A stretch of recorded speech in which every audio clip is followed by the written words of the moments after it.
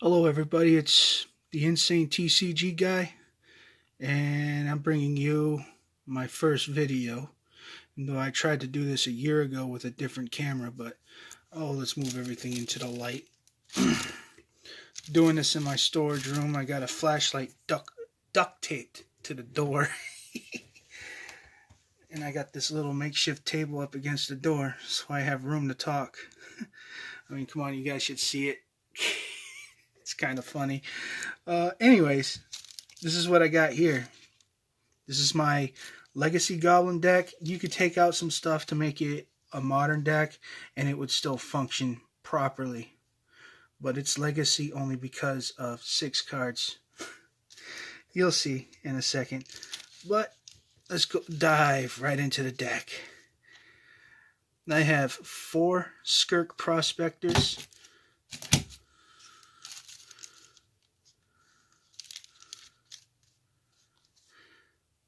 4 Goblin Chieftains. I'm going to do this real fast because there's a combo in here that is just sick. 2 Krenko Mob Boss.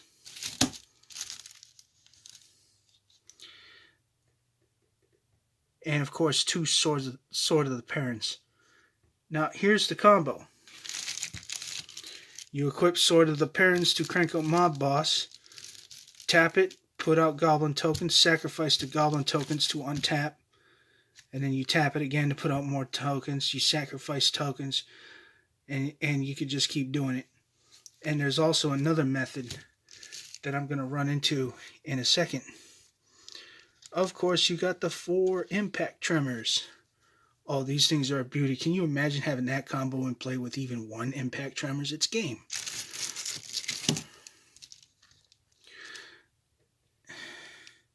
Rise of the Hobgoblins.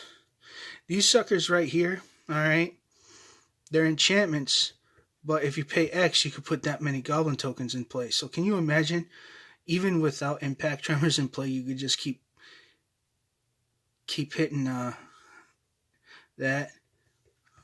Keep tapping Krenko Mob Boss, but it's better when one of these 2 are in play. That's Mana Echoes. And this card reads, whenever a creature comes into play, you may add 1 colorless mana to your mana pool for each creature you control that shares a type with it. Basically what that means is, can you imagine? Bam. Even if you don't have Sword of the Parents out, you play some Goblin tokens, you just tap him. Oh, you just added a shit ton of colorless mana to your mana pool. I'm going to play Rise of the Hobgoblins, or another card that I got in here, which I will be talking about too. And of course, Brightstone Rituals. These ones right here add 1 red mana for each Goblin in play. Can you imagine? I mean, this deck just pours out mana. A red deck that is mainly mana. And of course, you got your Goblin War Strikes. These ones right here deal damage equal to the number of goblins you control to target player. I got 4 Dragon Fodders and 4 Krenko's Command. They do the same thing. Put out 2 Goblin tokens. Forks. These right here are beauties. They copy instants and sorceries. So if somebody tries to counter your shit, you just sit there and say, I counter your shit. Or if somebody tries to, or if, say, you play something like one of these 4 Empty the Warrens. Bam.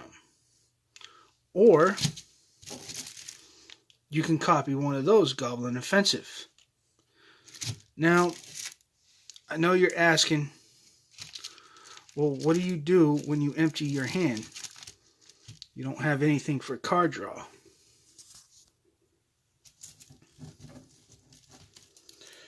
I actually do. And they're in the form of lands. These are, and I got a total of 6 lands to help me draw cards. 4 of them are the Seagate Wreckages.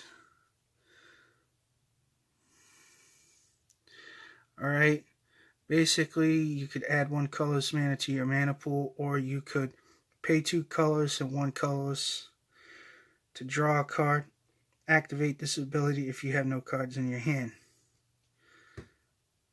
Alright, that's useful. And there's 4 of those. And then, of course, you have this card.